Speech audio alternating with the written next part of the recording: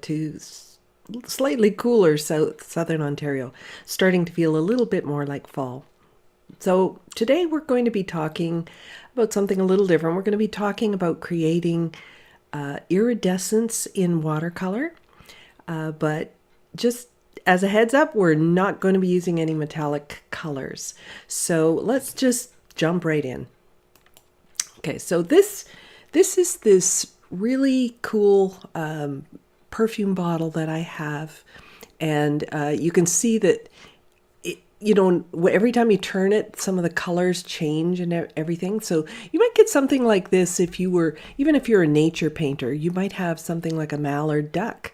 Their head is quite iridescent as well. But every time I turn this, you can see the colors change a little bit. You get almost this rainbow type of effect. So I've taken the liberty of drawing this out already, and I'm going to talk about sort of stages. But first I want to point something out. So let's just look at this reference here for a second. The first thing you probably notice is the get my mic out of the way, it's making a shadow. So you'll see that it's kind of pink here, and then it's kind of gold here, and then yellow and blue and blue again, but then you have this pattern that's on here as well. Now notice something. The pattern, at a glance, this pattern is dark, right? And you see that. Although look what's happening right here. You've got yellow in here, and you've got a pink or a burgundy kind of color over here. And then it's dark up in here. And even the highlight isn't white. It's got this kind of a blue color. So these are things that I want to plan into the painting process, right? So I need to plan this. As I set this up, I was intentionally trying to get some of these other iridescent colors into the darks. So even the darks are iridescent as well as the lighter colored background. And so I'm going to start, I think, by mixing some colors. So I'm going to be using I'm working quite small. This is Arches 140 pound cold press paper. This is about 5 by 7, thereabouts. And I'm going to be using, this is a number 8 squirrel hair brush. It's a natural hair brush. So I've softened up my paints. I've put a bit of water in each of the wells in order to get them softened up so that I have creamier paint. And I'm seeing some really nice turquoisey kind of colors in here. So I'm going to use one called Cobalt Turquoise. I have a little bit of another one on here. These are Da Vinci watercolors, mostly what I've got on here. I've got another one right here that might also work quite well. This one's called Sea Glass. It's not the most transparent color, but it's quite cool. It's a nice blue. I don't know if I'll use both of those, but I might. Yeah, I might even use that in the highlight. So I need some yellow. So I'm going to get all these colors prepared in advance. So I'm going to use an Aureolin. This one is a hue. It's a mixture.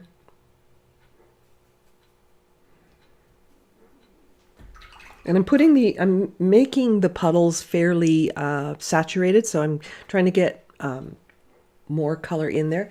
And since I'm not actually painting, I'm going to just bring this over to the main screen, I think. So you can see this a little bit better, maybe see the colors a little truer. Next, of course, I need to see my reference. All right, so I need a pink, and I think I will use permanent rose for the pinker areas. It's actually a little bit more purple than that, though, isn't it? So I might mix in a little quinacridone violet to make that a little bit more purple-like. Quinacridone violet, nice transparent color. And then we need this this sort of gold color. So I've got the pink up here now. I need this kind of greenish gold. And there is a color actually called green gold. I just don't happen to have it on my palette. So what I'm going to do is I'm going to take some raw sienna,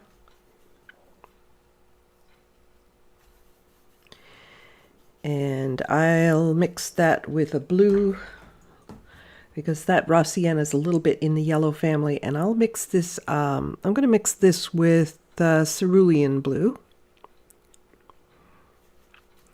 You can achieve a lot of these colors in a variety of different ways. You don't have to use the exact colors I'm using, or the combination of colors that I'm using. You can play around and invent your own palette. But I think if I'm looking past all the pattern on here, and this is kind of what I'm seeing, is this combination. I'm also looking at the topper here. So I've got this this topper is quite metallic as well. It's not quite, well, it's a little bit iridescent, I guess, but it's all dark, so it's not as evident. There's a little bit of color in there. And then the rim here, this is very shiny. It's kind of a different thing again. All right, so the top of that's very shiny, and the actual bottle itself is a bit it's a bit flatter. So putting this back over here, and I'm going to start maybe on the top, and I'm going to work mostly on dry. I might even use a little bit of raw sienna by itself. I might need a little bit of that for the highlight here.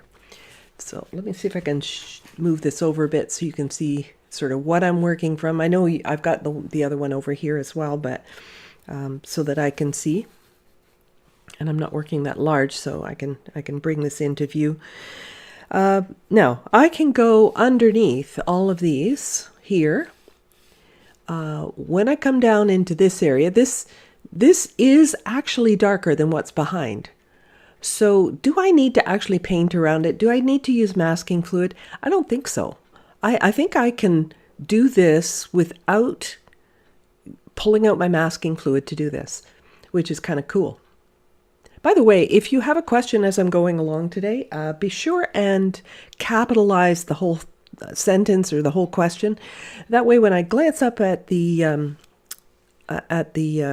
comments, I'll be able to spot it right away, and hopefully not miss. As always, I went back last week and I saw one more that I missed, but put it in capitals. I'm less likely to miss it. So. I'm going to work on dry for this, because working on wet will dilute your colors. So here's what I'm going to do. I'm going to fill my brush. So my brush is well loaded with this greenish gold color. And I'm going to start at the top. And what I'm going to do is, when I'm putting this color on, I am not spreading it out and making it thin. I want to keep it as dry as possible. So I'll even go back and touch in a little bit more wet color to keep that wet as I'm going along. One other color I guess I need to be using is something very dark. But I think I'll probably use I think I might use a neutral tint. Could use a Payne's Gray too, I suppose. But I want to have a little bit of that raw sienna. I'm going to thin this down. This is for the highlight right here. So I don't want to cover up too much of the paper. So I'm diluting it, but I got to fill my brush again so that I keep this wet. And I'm going to place this highlight right here, and I'll just let those two touch. And below that, I'll take a little of my pink and add that in so that those colors blend together. And now I need to go, as I said, I'm going to use neutral tint. And I'll start coming in around the rest of this. So all these colors are going to mix and mingle on the paper. I went outside my line there a little bit. But they're going to mix and mingle on the paper, but I won't lose them, because I'm not pulling or pushing any of the paint around. I think that green could be a little darker. So I'll just add a little neutral tint to the green, and that will make this part darker. There we go. All right, so that's blending together pretty nicely. And I'm going to keep going here.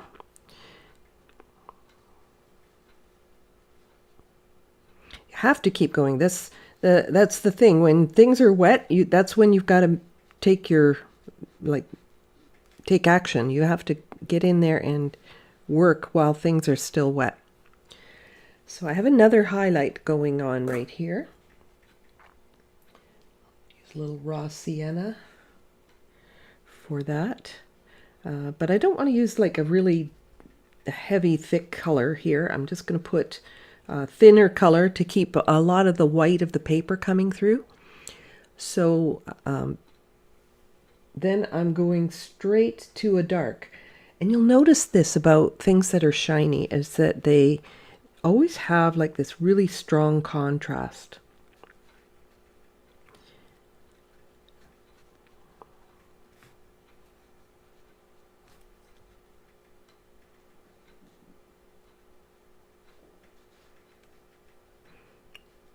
Uh-oh, I'm losing a little bit of that highlight. No big worry. Let's just lift out some of that color while things are still wet, and I should be fine.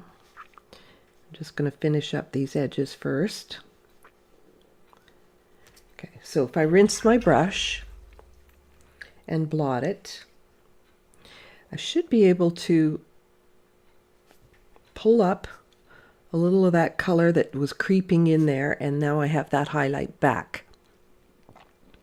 So you can see I've already established some pretty decent values. I'm going to lift some more of the highlight right here too, so that doesn't disappear on me.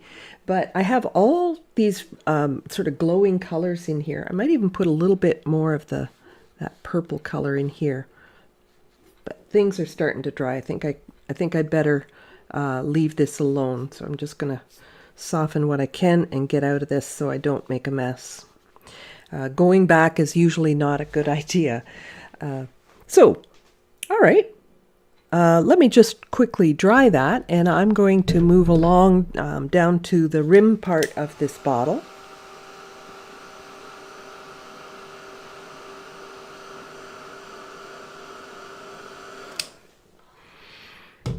And the rim part is kind of a gray color. It doesn't have a lot of color, at least at the angle that I'm looking at in this picture.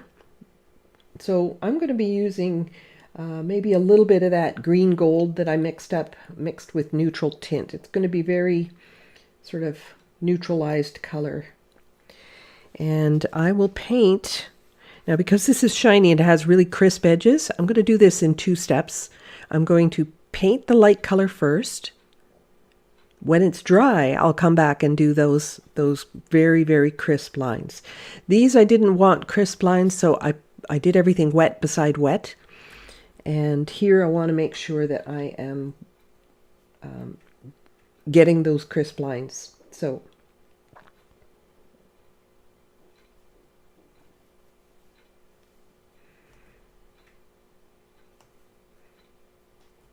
raw sienna, neutral tint. I think that's going to give me something like what I want. And I'm deliberately making the value a little lighter than the stopper. I need to make sure that that's lighter to get the right impression. Oh, there's a little highlight right there. So let's paint around that one little shiny spot.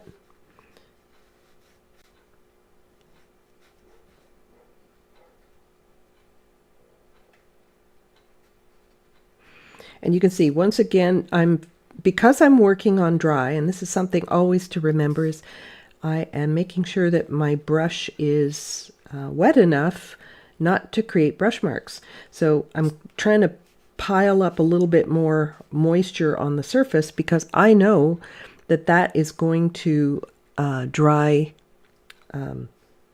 so fast, right? So I need to build up a little extra. Now I see that it's extra dark there, so I'm just going to go through this right here. And that, I think, does it. So as I said, I need to wait for that part to dry, but I'm going to speed it up and use my dryer.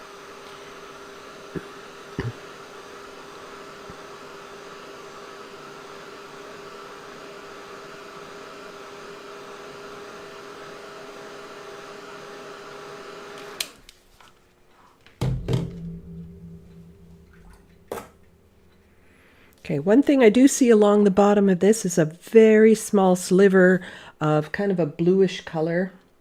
And I think I'll use a little bit of that sea glass color.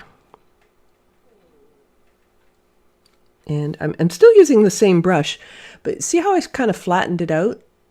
So I'm going to use kind of the chisel edge of this flattened out and create that little blue area there. And again, I don't want this to run into the other colors, so I could wait, but I don't like waiting, so I'll just dry it really quick. Then I'm going to use a thicker neutral tint for creating the I don't know what you call it, the concave part of the lid, or the lip, and the reflection of the stopper on the lid. So I'm going to use neutral tint, but I'm going to use it less watery. So I'm looking for that little C shape around the where the stopper goes in. Okay, I'm going to come back to that in a moment, but I want to just paint this shape of the reflection.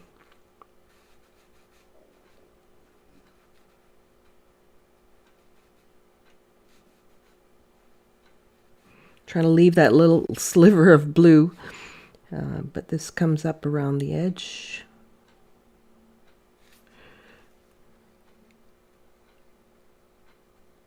Tapers off, and on this side it tapers off as well, so I just start with a really small line. Okay, and I did leave that little white highlight on there. All right, so you can see it can develop actually pretty quickly. So now that we have a little bit more soft stuff back here, so I'm going to just dilute the color a little bit, and being careful not to go over the stopper here, but I want to just create the illusion of the indent for the stopper to go around in that manner.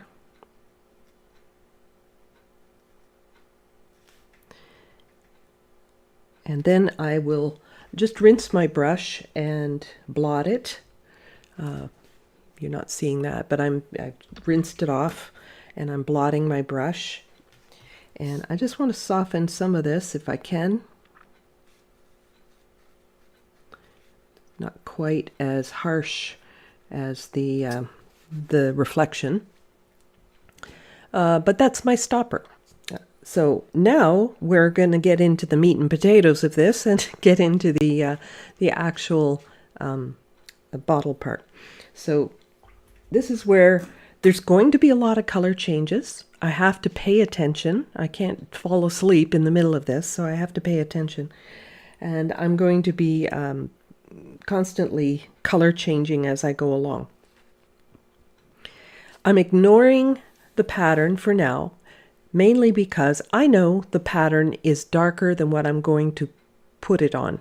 So I'm going to just go ahead and put all this color in, then I'm going to put the pattern on top. I mean, most of us would do that sort of intuitively, but hang around, because when I get to this part, we have to do something quite different.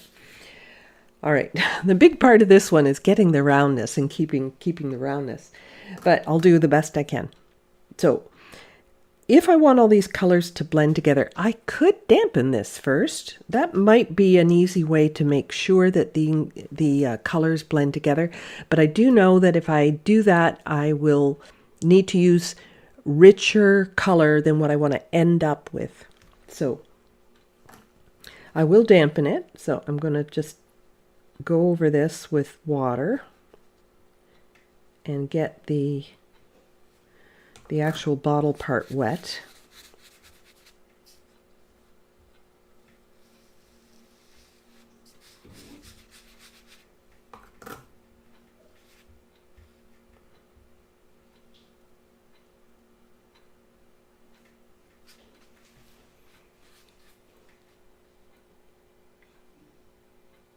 This is when you lean over to one side to make sure you've got a uniform shine. Let's see, uniform shine on the paper, and you haven't missed any places. So double check all that. Make sure you haven't missed. And be really careful when you're using the water not to go outside the lines. I mean, that goes without saying, but it's really easy to do because you can't see where the water's going very easily. So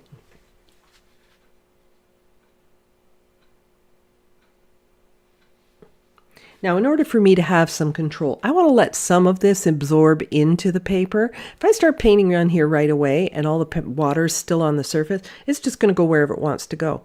So I'm going to let some of this absorb first.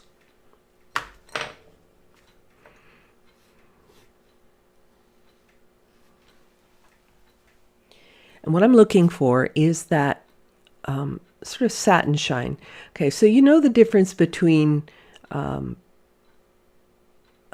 say, like a leathery finish. Do you know what like a leathery finish looks like? It's got a slight shine, but not shiny. Vinyl would be very shiny, but the leathery kind of finish is more like what you're looking for.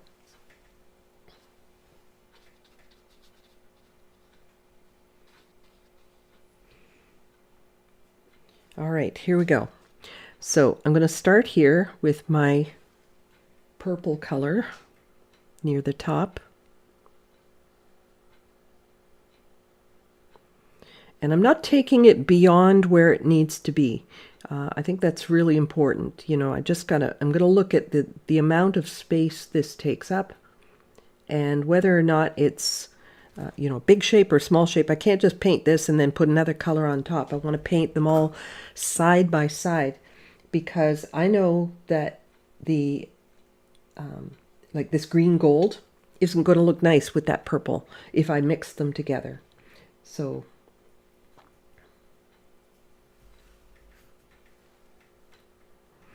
and I have to go around that highlight for that's not going to be dark enough. I have to get thicker paint here.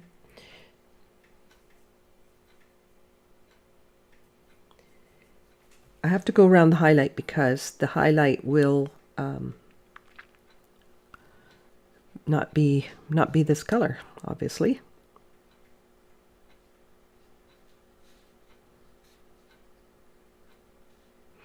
And I do need to touch the colors together, but I don't want to overlap them, right? So they can touch, but that's it.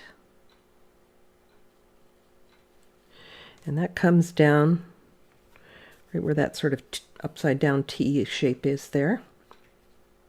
There's a lot of it that's this color. Oh, and then we have some blue over here, so let's not cover that too much. Got to keep your wits about you when you're doing these things. I'm going to put a little bit more of this purple in here just to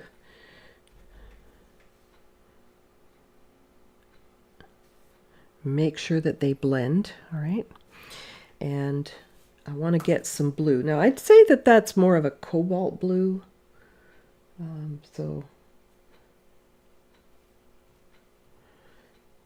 Okay, I'm not going to introduce that one. I'm just going to go with the sea glass color. So let's try the sea glass in here. Okay, it's a little more turquoise than the cobalt, so maybe I will do the cobalt.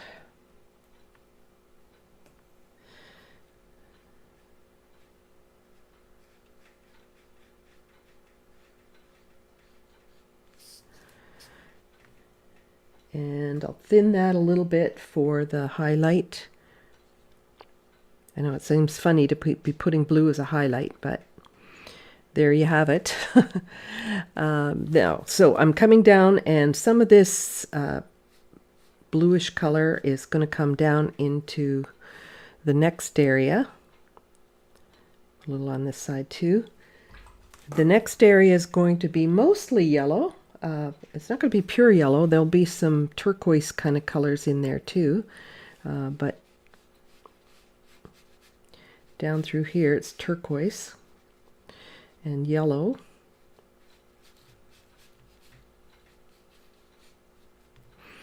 And of course all of this has to be worked before all of this surface dries. So you do need to keep going. So now I'm coming in with that cobalt turquoise color. I love this about this type of glass is you've got so many colors. It's a rainbow, and right now it doesn't look normal. Like it looks like it's completely wrong. But in the end, I'm painting just what I see. So all these colors are hiding in behind this. Come down to here to this sea glass color.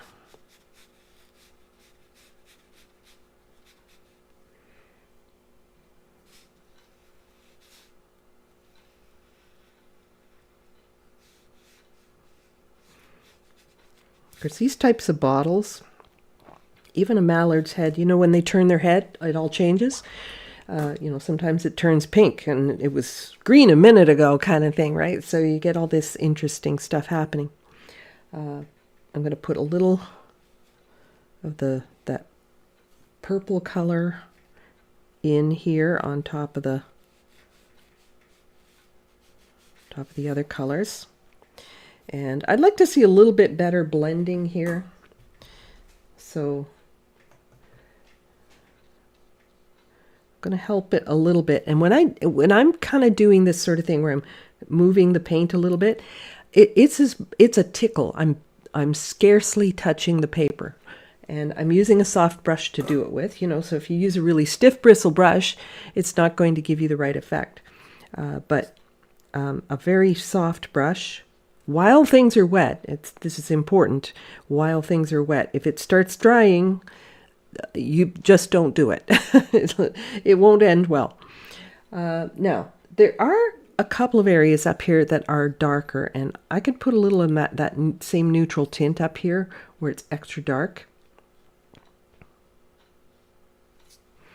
But I think I've monkeyed around enough here. I think that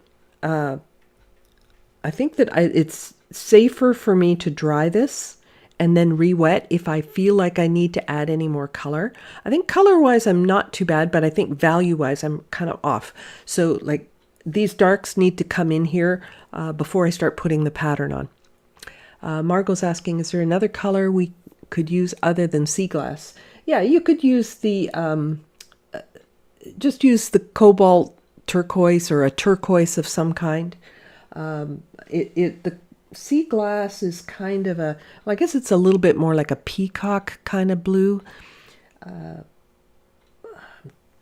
Don't know in other brands whether, you know, what the good substitute would be, but you can maybe take a look here at what the color looks like, and hopefully that gives you some idea. It's not that far off of the cobalt turquoise. Just the cobalt turquoise is, of course, a little bit more turquoise. It's a little bit more green. This is a little bit more like a baby blue sort of color. I think there's one called sky blue. I could be wrong about that, but yeah, I guess you'd have to check your brands. All right, so why don't I just take the dryer to this at this point, and I will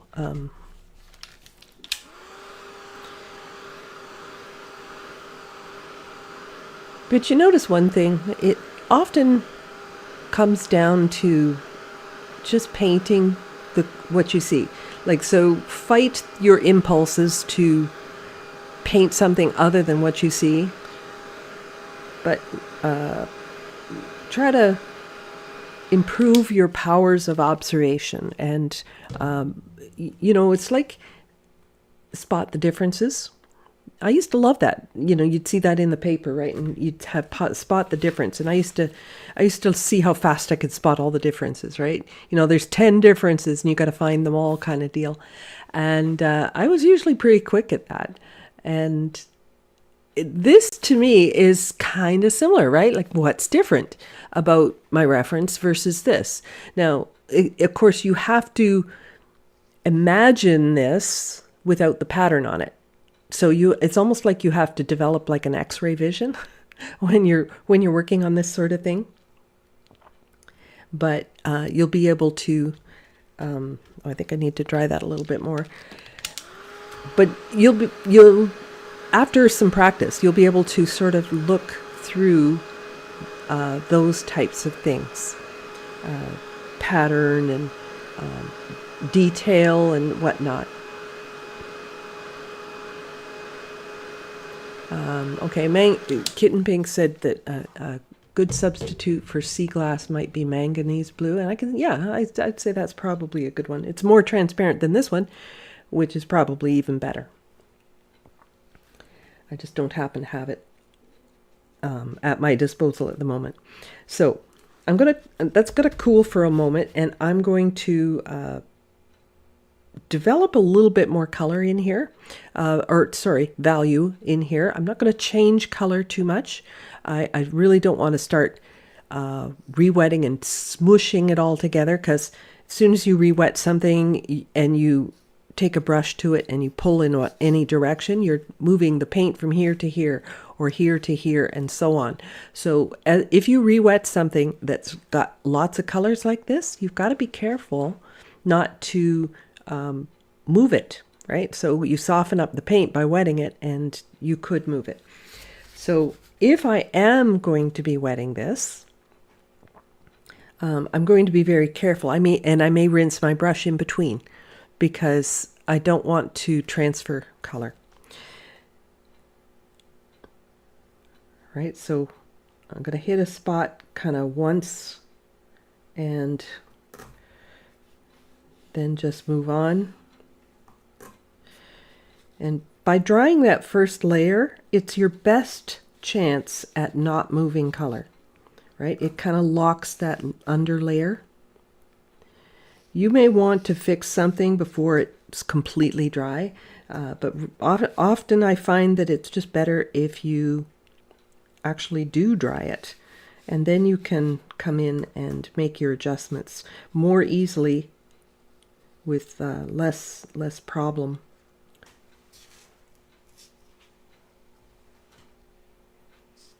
Okay, I don't think I missed a spot, but I'll rinse my brush just in case. All right, so I want to start looking at where some of these darks are, for example. So up here in the neck area, I'm going to bring in more of that neutral tint.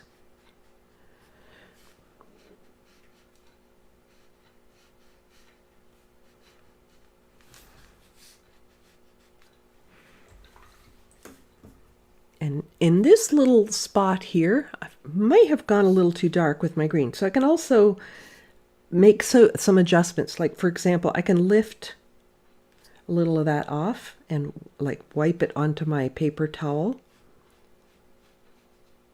Right? I can pick up a bit of color if I feel like I went too dark on the first. So just because what you did in the beginning isn't perfect doesn't mean that's the end, right? That you can't do anything more about it. Often you can.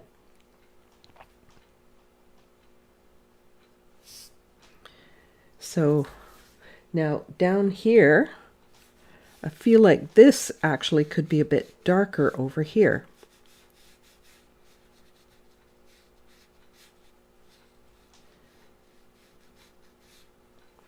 But I want to blend that in a little bit, so I rinsed my brush. Tickle. If I ever want to blend something, it's just a very light touch. You've got to be always mindful on a second layer that you want to not disturb that first layer. And I do feel like there's this big blob of blue here, so I'll just redistribute that. This was some cobalt in here, I believe, and some of the sea glass.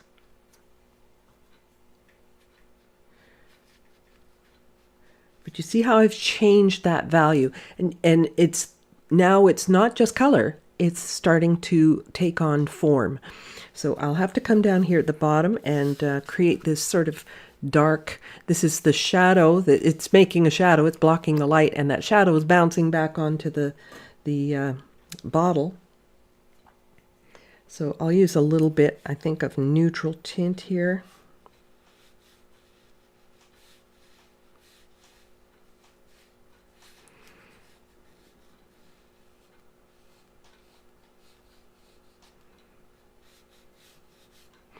So it's now starting to feel round, right?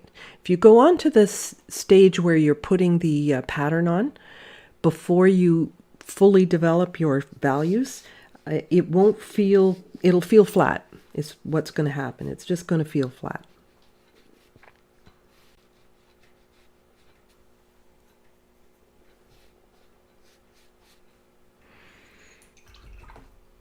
I'm rinsing, blotting.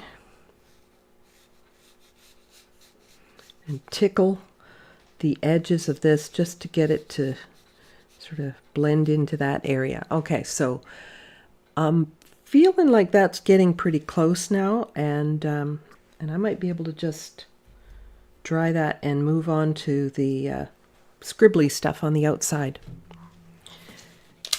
I like that the design on this, like the way that the brush strokes are added, reminds me of like I don't know, Japanese writing or something like that.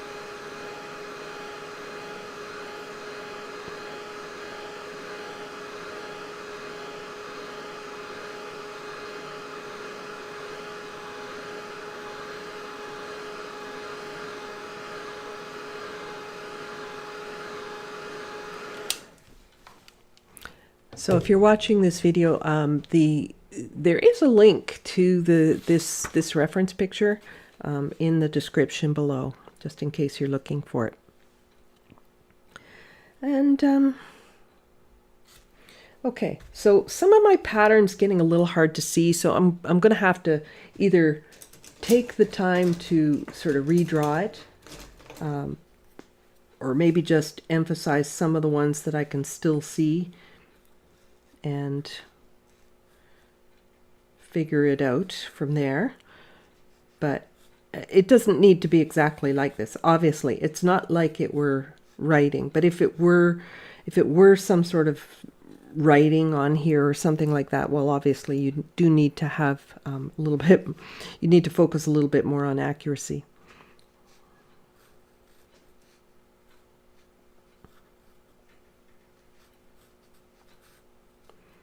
Yeah, and so as I put in those dark colors and got the paper wet and so on, some of my drawing did disappear.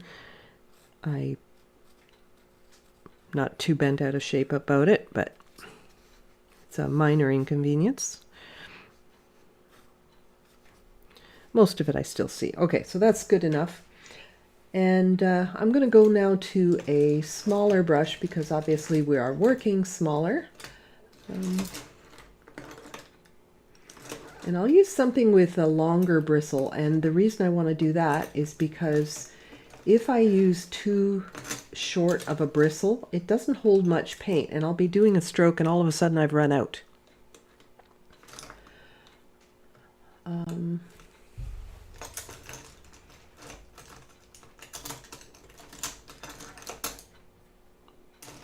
I'm not, at a glance, I'm not seeing the one I was looking for, but oh, this'll do.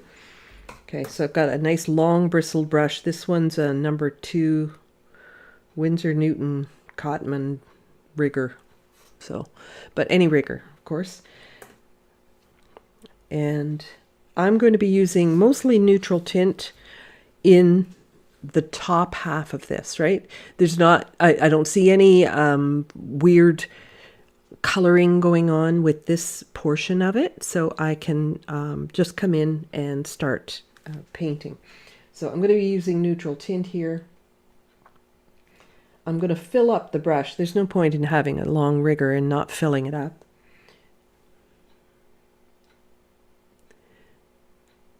Cheryl says, I'm surprised. I would have used iridescent medium.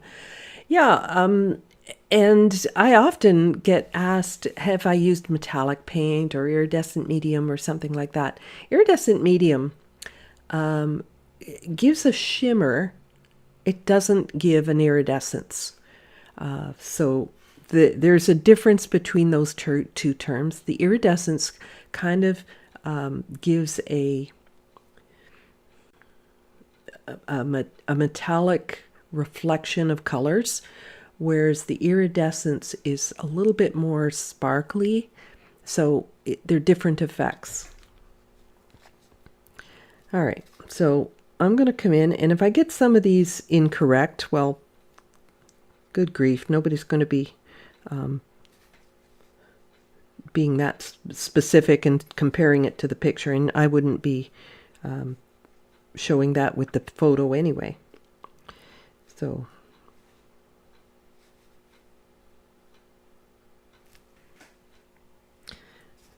continue loading up my brush, and I think I'm going to dilute the color just a little bit as I go around the edges, just because around the edges you seem to get a little bit more fading on this.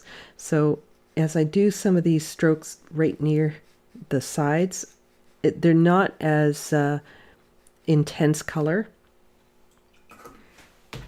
This one might have got a little bit darker than I wanted, so I'll just pull some of that off, dampen it, and pull that off just to lighten that up a bit. And then the ones in the middle can be a little bit stronger.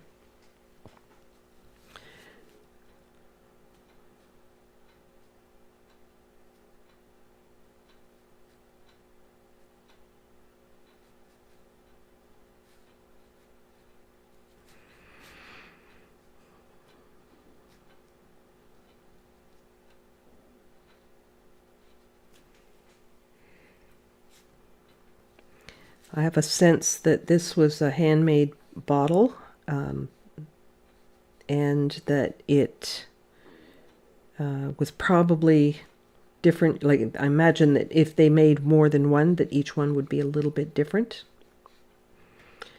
The patterning could even have been done. There's a pottery technique called raku, where they basically put a very hot pottery right out of the kiln into things like dried grass or papers or things like that, and it creates natural organic designs. So this could have been one of those type of things. I don't know how this was made, but I think it's pretty cool. I don't know if anybody here does any pottery, but now as I come over into the highlight, the only thing I'm noticing here is that things get very faded, maybe even takes on a little bit of that blue color. So I'll just mix a little blue into my neutral tint as I do this. Just in the area of the blue.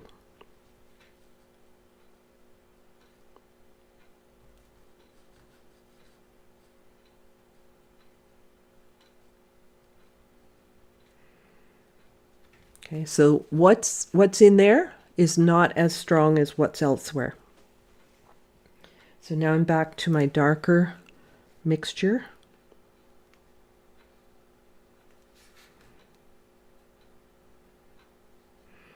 And before I go any further right here, because this continues down into that yellowy area. I'm just going to fade that for a moment so I can continue with just the neutral tint. And I will just keep going with some of this pattern, which I think is very cool.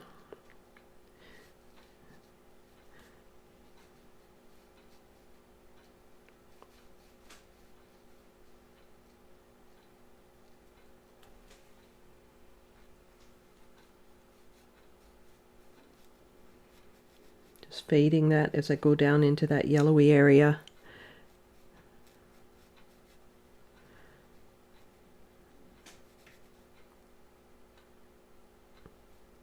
Try to keep my shapes looking natural.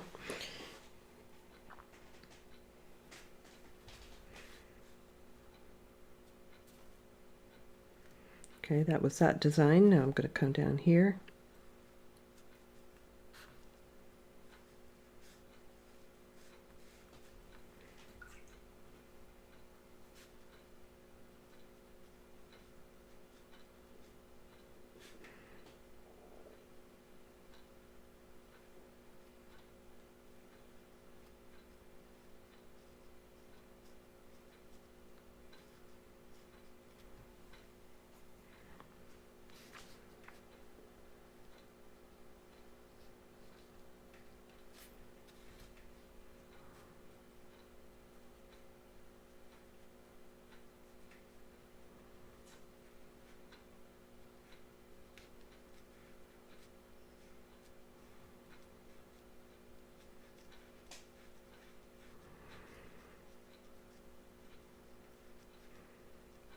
Not saying much as I'm concentrating.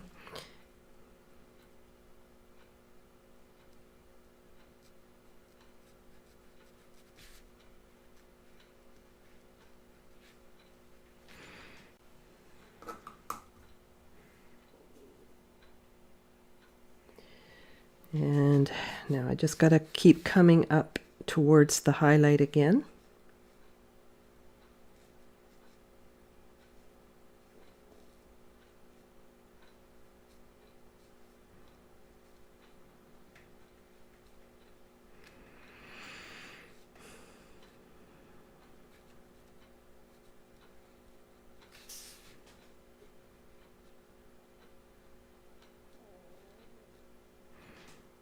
All right, getting there.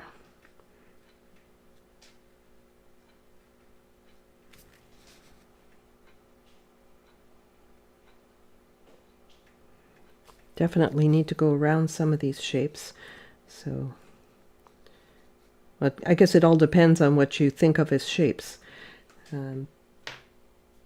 What I'm painting is a shape, right?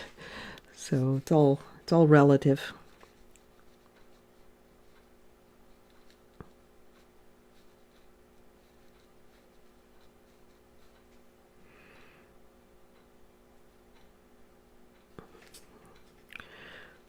Some little lines that go here, and they go right up to the neck.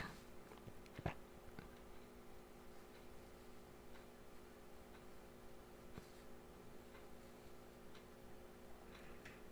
should say right up to the neck to the stopper, or to the, sorry, right up the bottle, right under the, like to the neck, under the rim, I guess.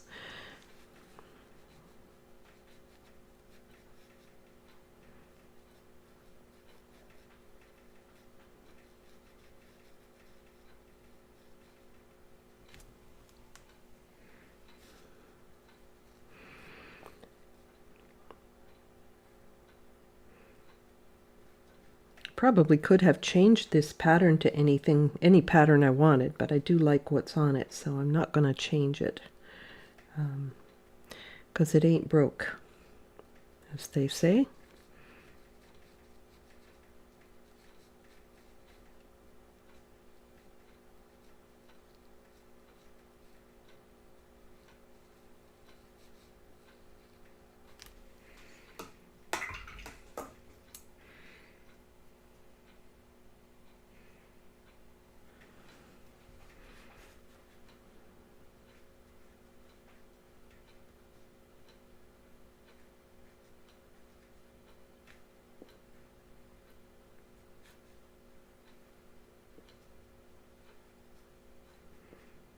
So it's going to be similar. It's not going to be exact, but it will be close enough. I certainly could do it exactly the same if I, had the luxury of lots and lots and lots of time and patience.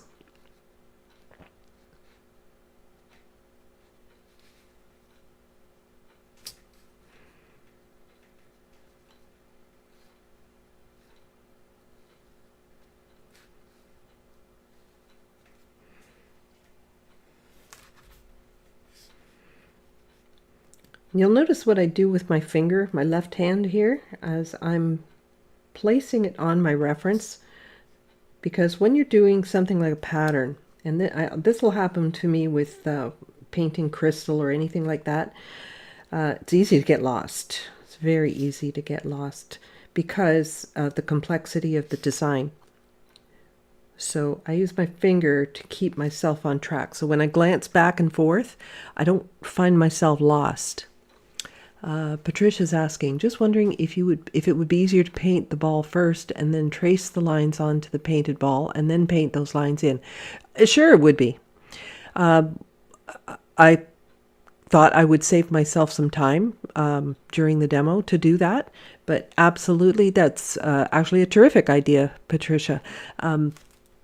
So if I had if I wanted the pattern exact or something like that, you could just paint those colors in, then, put your drawing over top or whatever you're doing and trace it on if you wanted an exact pattern. That certainly could. I was really hoping that my lines wouldn't disappear, but they did. But yeah, that would have been easier, would have eaten up, you would have had to watch me trace though, which actually took a bit of time. So I'm switching over to a blue here. What I see here in this blue is just basically a darker blue.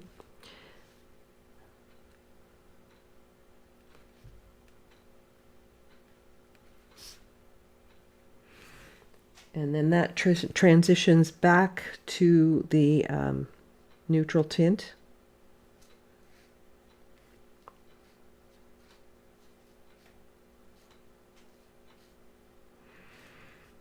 I don't know, it's a little different. That doesn't matter. How silly do we need to be, right? All right, so now we're coming to the interesting part, because we're coming down into an area where even the pattern has iridescence. So what I need to do here, and actually I'm finding this rigor almost too it's still not holding enough paint for me. I probably would have done a better job with a bigger one. So I'm going to switch over to a larger one. And now I'm going to be painting with darker tones. So something more like a deep gold. So I might take that sort of green gold that I had up here. Maybe I'll put a little bit more raw sienna in it. So I'm going to take this darker green gold on my palette, just this one here, and I will start transitioning to this kind of coloring in this area.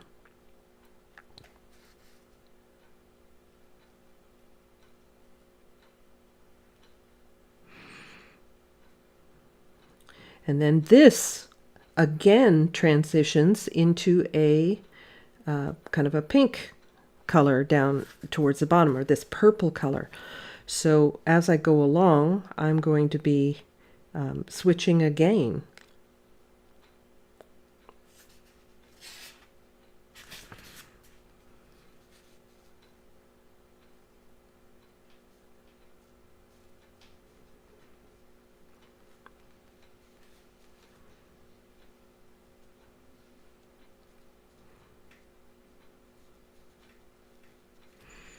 All right, so I want to be quick about this if I can, because I don't want to take too long and let things dry.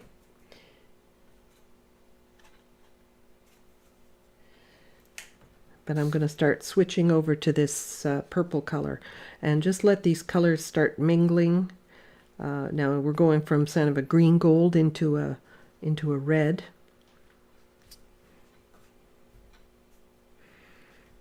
So just go back to the green gold, and now those two can bleed together, right? So putting the color on fairly strong, starting off with this pretty wet, and then jump to the next color, and they'll connect. They'll connect seamlessly.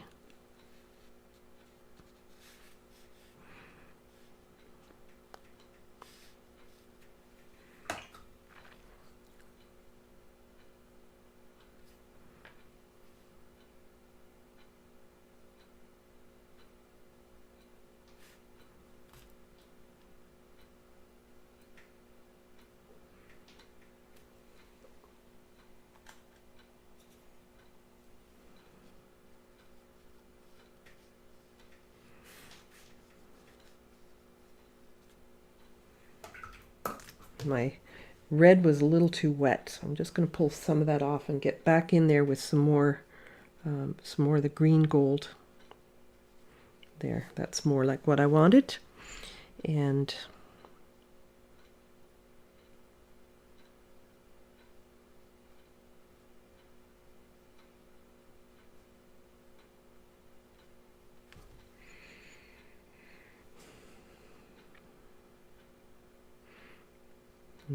back to more of the neutral tint as I come back up into, because I want to try to connect these colors, but not with a hard line.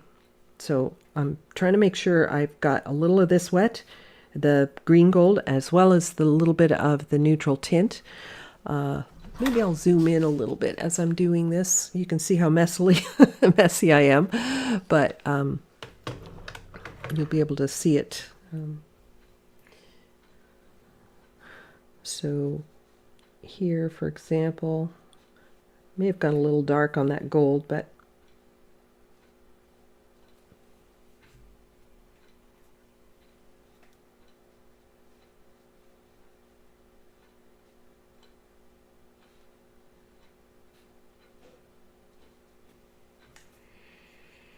I feel like that purple's maybe a bit bright. I'll just put a little neutral tint into it to darken it.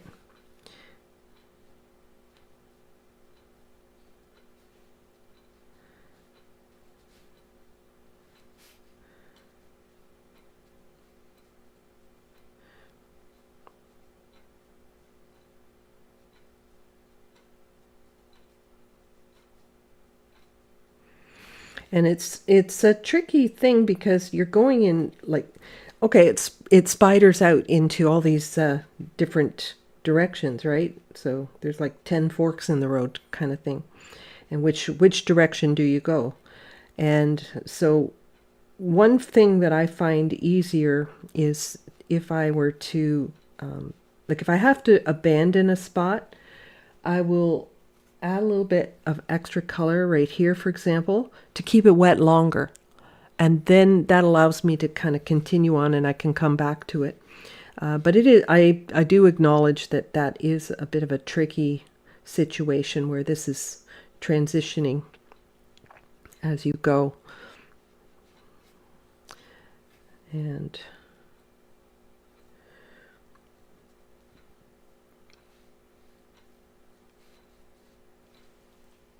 I might even put a little neutral tint into this one.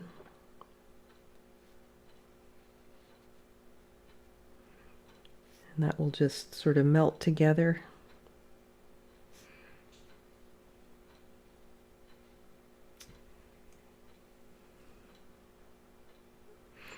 So I guess just do the best you can is what I'm saying. If you can manage to keep it wet, you're better off.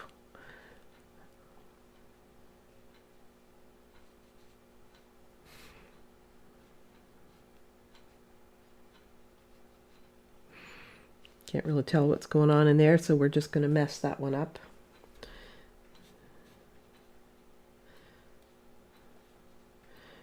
And This is the one that needs to continue, and it starts changing color again. So back to a little bit more of this green gold, or just raw sienna for heaven's sake. That would be probably fine.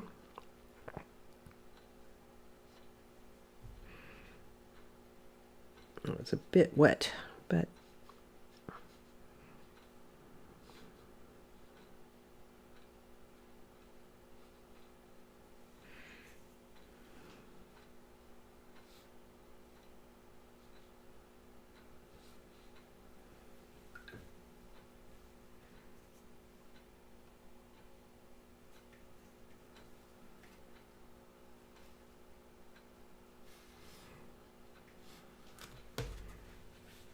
just going to blot some of the dark spots off so that they lighten up a bit. And I'm just about done. Just about done with these patterns here.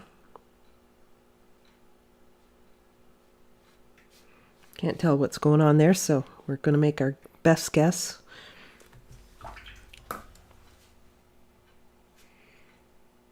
I wonder if I put a little yellow in this, whether that'll brighten this up a bit. So I just grabbed some of my aureolin, and I think I like it. Put a little aureolin in some of these spots. But mostly it is raw sienna.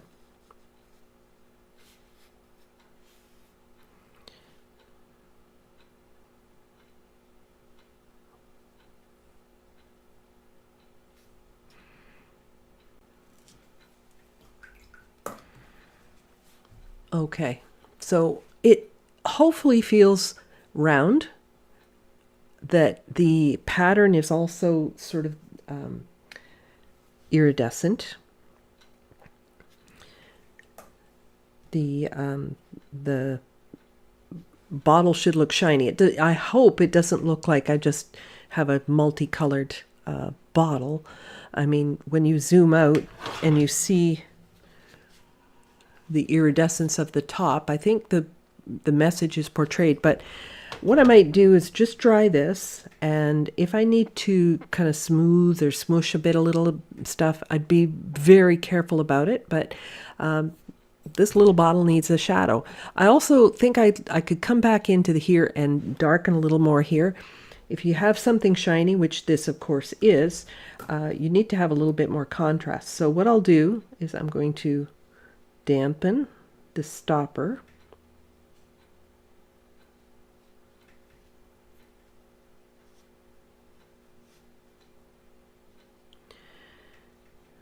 Try not to activate too much of the underlayer. And I'll come in with more neutral tint, but I'm gonna let a little bit of that soak in.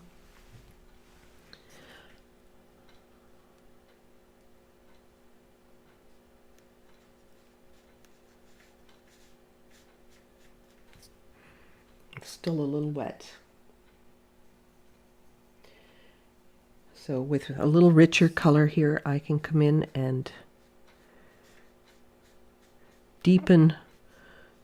darken the darks, basically.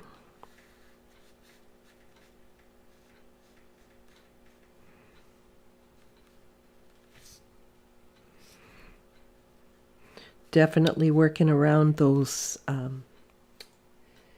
highlight areas. And if I want to introduce a little bit more color again, now's a good time.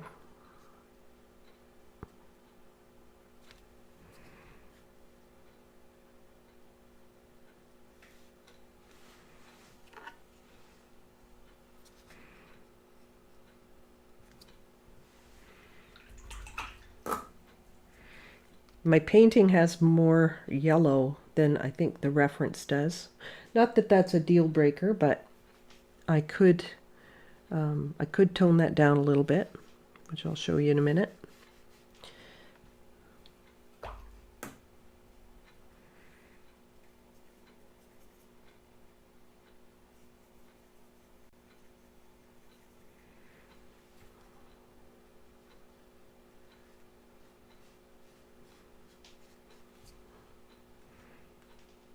bit more green gold at the top. Okay, so I think I've got the value correct now. It was looking a little bit faded. Now, as for this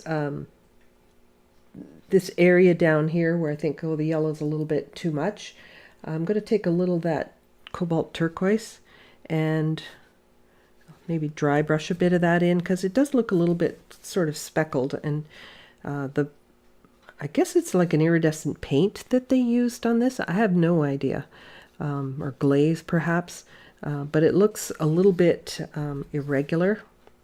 So I'm just going to dry brush a little bit of that cobalt turquoise in here, and that's going to tone down that that yellow a little bit. So I think that's helped.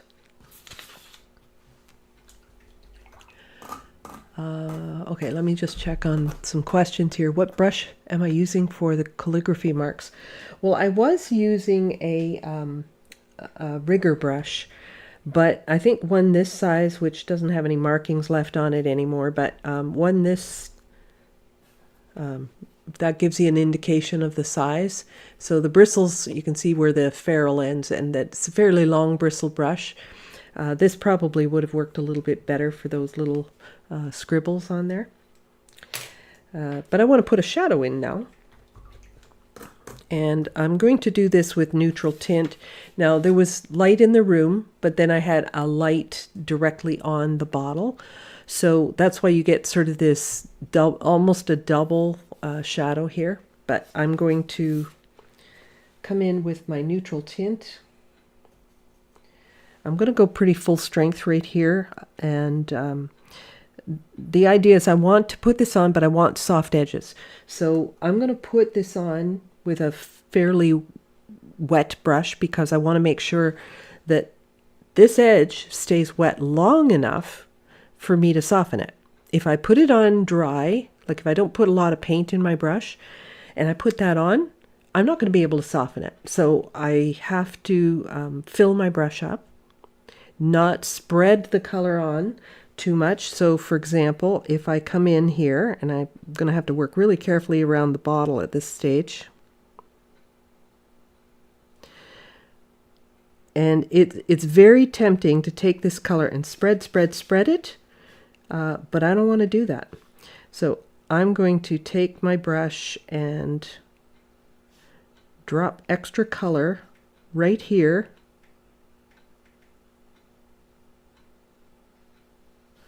Right, so I'm going along that line as best I can. But I'm going to pick up more color, and I'm going to add extra color right here, because it's going to take me a minute to get around to these other places. And it's probably something that, you know, most of you might not be consciously thinking of, but if that edge dries, I'm in trouble. I can't soften it. And then I've got this really crisp line. And where it gets really important is the further from the bottle the shadow goes, the softer the edge is going to be. So it's pretty dark right here. You can see I'm using pretty full strength paint.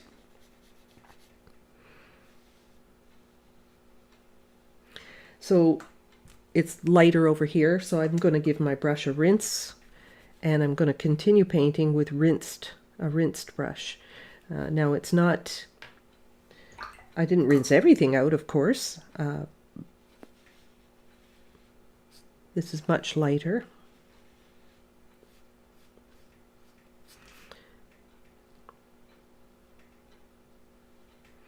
And guess what? This is still wet paint here. That's the important part here, is just remember, it's got to be a wet edge if you want to soften it. Now, if it's too wet, and I come along there with a brush, a damp brush, it's gonna run like crazy. So I made sure that it stayed wet, but I don't want to soften the edge while it's too wet. So I'm looking once again for that sort of leathery shine, or that semi-gloss kind of shine. I lifted a bit of color out of there, but I think I could put some of that back. There. hardly touching the paper here. All right, so I'm going to rinse my brush. Blot it quite well. And I'm going to tickle this edge. The edge of my brush, or the tip of my brush, is just catching just the very edge of that wet color. And hopefully you can see that that's softened. I'll zoom in maybe, and then you can see better.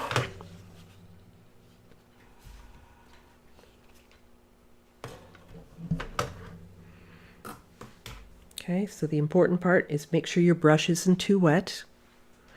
And I'm going to come from here and I'm going to just catch, you see the tip of my brush is just catching the edge of that color. And I'm kind of laying my brush down. You know, I'm not just using the tip of the brush, I'm kind of laying it down on the paper. And what that's doing is it's slightly dampening the area in front of the edge.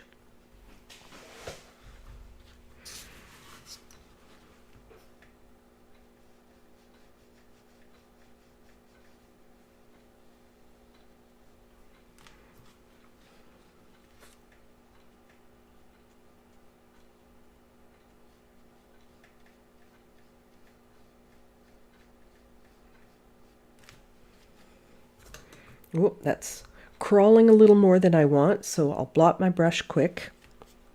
And I'm going to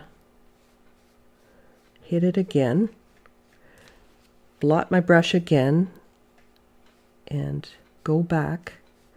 All right, that way I can sort of control how far it goes. So now I've got a nice fuzzy edge, right? So the bottle is going to look very crisp, relatively speaking, and then the shadow is going to be very dark. I used graphite and it wasn't wax free, so I got a little bit of a funny line here, so I got to try to fill in the indent from where I traced. That's why that little white line is there, but I think that's got it.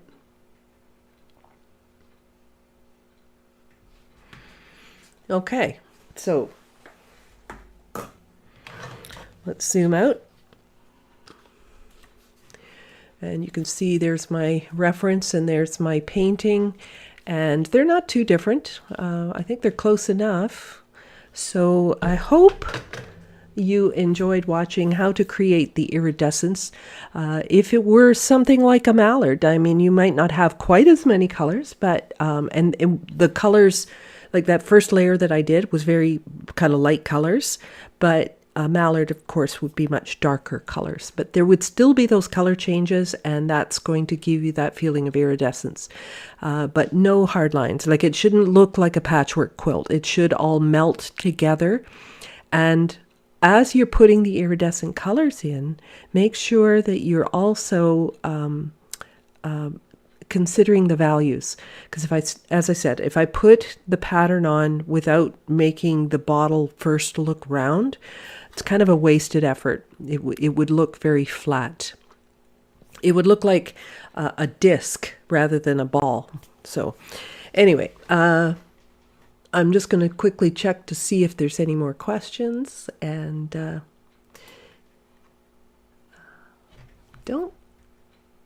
okay, Marigold Wood says, am I right in thinking that it is really all about the values rather than the colors? Yeah, the values are number one, but in this case, the colors are pretty important too, right? You know, that's the whole thing about making it look iridescent, is that it's picking up the different colors. But the colors also have to have the right value. So that's just what I was saying about the mallard duck head or something like that, or a hummingbird or something like that, right? All of these creatures have these iridescent. Birds in particular have those iridescent feathers, like a peacock feather, for example. You can make it look quite iridescent, and you can see when you move it in the light that it's iridescent. So it's pretty cool, actually, that nature has created the same effect. Renee's saying, would it be easier to remove the extra line on the right of the stopper. Oh yeah, yeah, I could do the same sort of thing. Just take some of my cobalt color and move some of that, or the bottle color or the shadow color, and do the same sort of thing. Sure. Yeah. So I just did that. You didn't see it, but I did that. Um,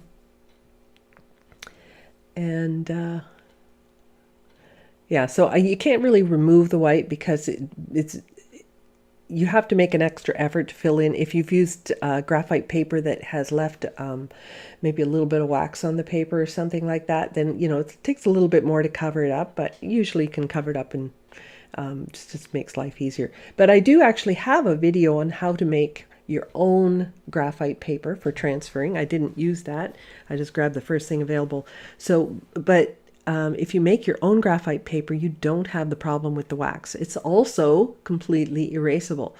The only downside is that if I were to do these washes, you probably would lose all the lines. So you would just do your do the ball part of the bottle, and then transfer on the lines, the patterns afterwards. I find it a little helpful to have some of the pattern on there because it tells you, where the placement of the colors are. But I think putting it on afterwards just makes more sense because you don't lose your lines and have to retrace your steps, kind of thing. But anyway, let me just I'm going to scroll back a little bit because there's still comments coming in, but I want to make sure that I haven't missed any questions. Okay, I answered the brush question.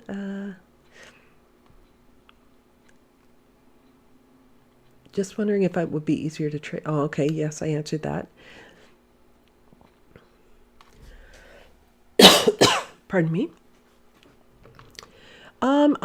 Unless you didn't put your question in caps, you can re-ask it right now in case I missed it.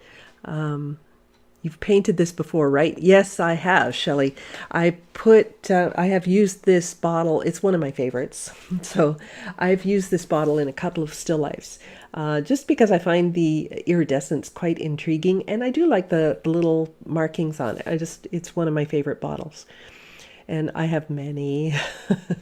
I have quite a collection. I'm surrounded by shelves of glass here, and I've got glass in all my windows and things like that. But I never run short of glass. But, even still, it's like, oh, there's a neat one, and I can't resist. But I'm going to have to purge some of it soon. It's getting a little out of hand. But yes, I have painted this one before. Okay, so I don't see any more. Oh, yes, I do. Do I have any more videos on the birds I mentioned? Oh, like a hummingbird or a mallard duck or anything? I don't think I do. I don't think I do actually. I have taught them, but they're not available as YouTube videos. So I don't think so. Maybe I'll put that on the list, right? It's something to do. I've actually had a few requests for hummingbirds, so that might be something that I'll do. But I have a few other videos that I want to get to before I get into that, because I've had requests for underwater. Maybe I'll do underwater next week. Well, actually, I should do something seasonal, right? I should probably be thinking about Halloween. But there's still a couple of weeks, I believe. I think, what's today? Today the 8th? Holy smokes, it's the 8th of October already. So, yeah, we do still have a couple of weeks till Halloween, but people like to get ready early. So maybe I might do something Halloween themed next week, but I'll be getting to the underwater requests, and also maybe something with the iridescence. All right, so I don't think, oh wait, one more. Have I got any new fur baby husky? Can I add to my to-do list? I think I've done one on a husky. I think I have a video on a husky. My daughter has a a husky, and I did paint that one. I believe I did it as a YouTube. So you can look that up. Of course, any of my past videos are listed under the live tab. So if you open up my channel, and you'll see that there's options across the top, and I don't know, it's videos and live and shorts or things like that. So if you click under the live tab and scroll down, you should find the one on the husky that I did. I also have on my website a page called free online demos, and they are listed there. So if you can't find it on my YouTube channel, you can always look there, and I have them listed. I do need to update it, but so the last couple of weeks aren't on there, but this wasn't within the last couple of weeks. You should be able to find it. All right, so yeah, so I guess if you're not a subscriber and you enjoyed this content and you'd like to see more of it, of course, you know what to do. You just subscribe. And if you want to know when I'm going live, you also need to hit that little bell, because that's going to tell you when I've uploaded new content or go live. So I think you need to, in order to take part in the chat, I think you need to have your own YouTube account, but if you're one of those people that doesn't see the chat, maybe consider just opening up a channel. You don't have to even post anything, but you could be a member of, or that you can sign up for YouTube. Anyway, so thank you so much once again for joining me, and we'll see you again next week. And for those of you that are in Canada, my Canadian friends, happy Thanksgiving this weekend, and we'll see you later. Thank you. Bye.